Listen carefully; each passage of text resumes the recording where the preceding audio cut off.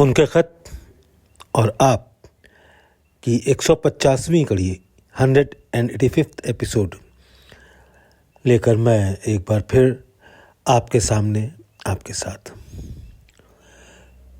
अभिवादन स्वीकार कीजिए। मैंने 150वीं कड़ी करी थी, उसके बाद 184 में स्किप कर गया, सीधे 186 पे आ गया। आज 150वीं कड़ी कर रहा हूँ। जहाँ कल छोड़ा था वहीं से शुरू करूँगा ताकि आप बेहतर कनेक्ट हो सकें। लीजिए, मुलाहिज़ा फरमाइए।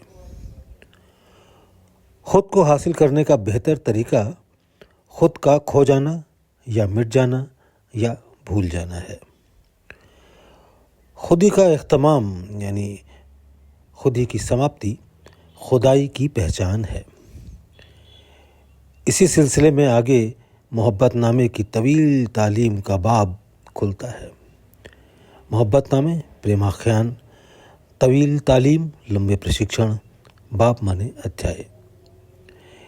इसी सिलसिले में आगे मोहब्बत नामे की तवील तालीम का बाब खुलता है कि खुद फरामोशी मोहब्बत की फितरी तहरीर है। मोहब्बत की बेसिक स्वाभाविक नेचर जो है वो है खुद फरामोशी, जिससे मोहब्बत की फिर ख़ुद को भूल गए। मुझे याद आ रहा है जगजीत सिंह की गज़ल का एक शेर कि अगर ख़ुद को भूले तो कुछ भी न भूले, अगर ख़ुद को भूले तो कुछ भी न भूले कि चाहत में उनकी खुदा को भुला दें। चलिए, खुद फरामोशी मोहब्बत की फितरी तहरीर है। यूँ कहें कि खसो खाशाक नफ़ी असबात की रूहानियत की जगह रस भरी शीरी हुजूरी के समक्ष होशरुबा मस्ती महबूब की फराहम कर दी गई है। खसो खाशाक माने कूड़ा करकट, रूखा सूखा, नफ़ी असबात पॉजिटिव नेगेटिव, इसकी जगह रस भरी शीरी हुजूरी, शीरी हुजूरी कहते हैं प्रभु के समक्ष सरस मधुर प्रेजेंस की होशरुबा मस्ती। होशरुबा मस्ती माने होश व हवास चुरा देने वाली सुंदरता, उन्मत्तता। फराहम माने अवेलेबल।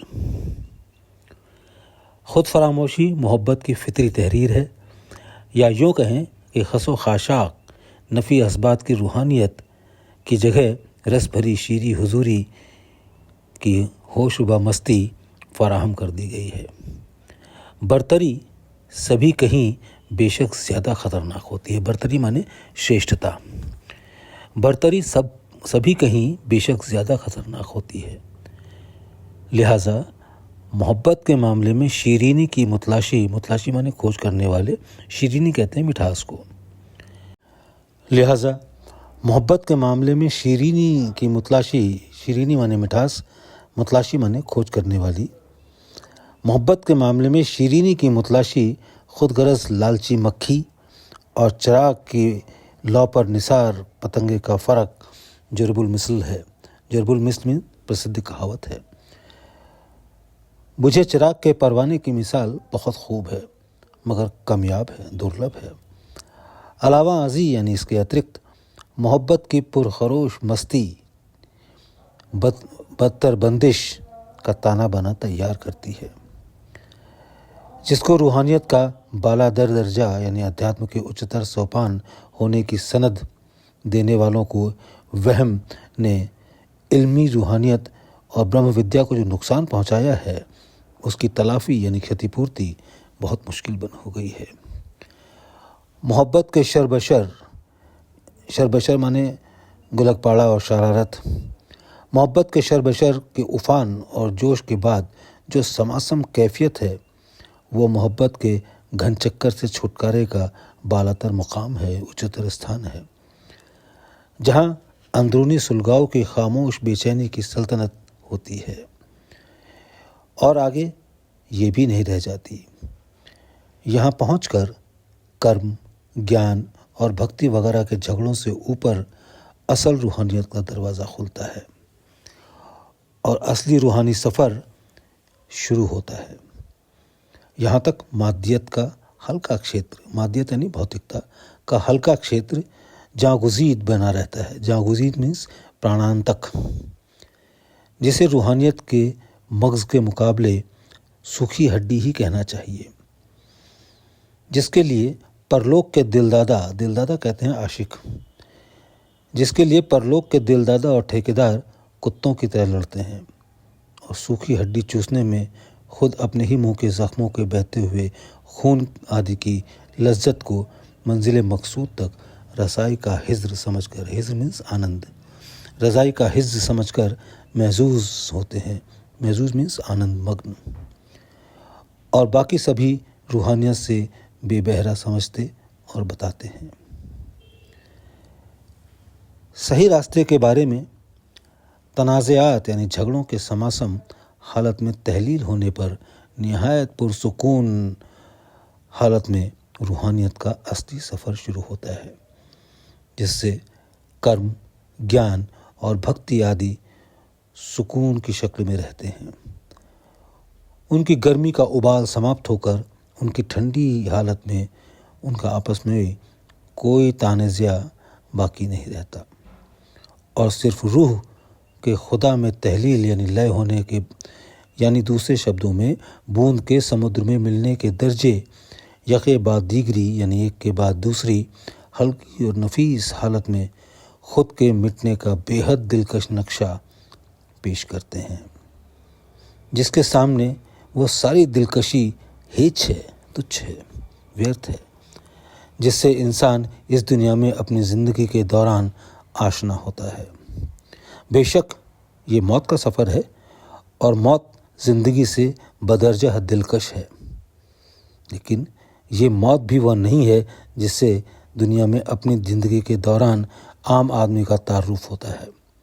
वो हमेशा उससे खौफज़द रहता है। आत्मानंद से ब्रह्मानंद की तजावज़ यानी प्रगति, आत्मानंद से ब्रह्मानंद में तजावत करने का यह सफ़र कितना लजीज और दिलकश है, आम ज़ुबान में बयान होना मुमकिन नहीं, लेकिन ये असली चीज़ है। ख्वाब व ख़याल, वहम व गुमान, कल्पना की उड़ान वगैरह नहीं। इस सफ़र को तय करने के लिए गामज़न होने की हिम्मत, गामज़न मीन्स उद्यत, इस सफ़र को तय करने के लिए गामज़न होने की हिम्मत बहुत कमयाब है, बहुत दुर्लभ है। हालांकि ख्वाबिदगी यानी स्वप्नलता के आगे खालिस नींद की हालत की लज्जत हर इंसान को नसीब से प्राप्त होती है। इसके बगैर ज़िंदगी भी वबाल बन जाती है। ये मौत का सफ़र दरअसल रूह का अपनी असल तह, बुनियाद या जड़ की तलाश में, जिसमें रसाई करनी है, उस मंजिल मकसूद की हद में दाखिला कराती है, जिसमें से सबात व नफ़ी, होना ना होना, वहदत व कसरत वगैरह का फ़र्क बेमानी है। लिहाजा बूंद और समुद्र का फ़र्क भी नहीं है। सफ़र फिर भी बाकी है, जिसको समुद्र के बूंद में खुदा की खुदी में लय होने के लिए मनाजिल कहा जा सकता है। यही सेंट्रल रीजन की तैराकी है। इससे पहले का सफ़र अगर मौत की मनाजिल तय करना कहा जाए, तो अब जो सफ़र दरपेश है, सामने है, वो ज़िंदगी और मौत के बाद की ज़िंदगी या हस्ती का होने का सफ़र कहा जा सकता है, जो ज़िंदगी ही ज़िंदगी है। इससे ज़्यादा क्या कहा जा सकता है, और ये कहना भी महज कहने भर को है। ये सब कितना आसान है और कितना मुश्किल, सीख की ओट में पहाड़ का मजमून है। ये सब आसान कब और किसके लिए है? जबकि जो कोई उस मालिक कुल का हो रहे और उस पर अपने को छोड़ दे। मुश्किल कब और किसके लिए? जब जो कोई उस मालिक कुल को अपने लिए इस्तेमाल करना चाहे और अपने पर मुनहसर रखने का इरादा करे। मुनहसर मीन्स डिपेंड, निर्भर रखने का इरादा करे और अपने इरादे को तकमील देने की कोशिश में मुब्तला हो जाए। किस्सा कोताही ये कि सारा दारोमदार इस बात पर है कि मरकज़ यानी केंद्र में मालिक कुल को रखा गया है या खुद को। बिलाखिर यानी अंततोगत्वा होता वही है जो मंजूर खुदा होता है। दोस्तों, बहुत प्रोफाउंड लेटर है, बहुत गहरा लेटर है, बहुत इंटरेस्टिंग है। मेरा एक विचार है, मेरी एक बहन ने मुझसे आदेश भी दिया है कि मैं इस पूरे लेटर को सरल करके एक बार फिर से रिकॉर्ड करूं, क्योंकि मैंने जैसा पहले कहा कि इसमें उर्दू बहुत कठिन है और मैं आपकी नहीं जानता, मेरे खुद के समझने में मुझको तकलीफ़ हो रही।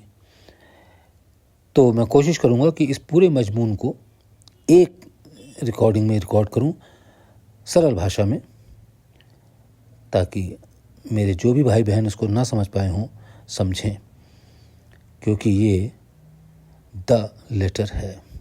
बहुत बहुत शुक्रिया, धन्यवाद।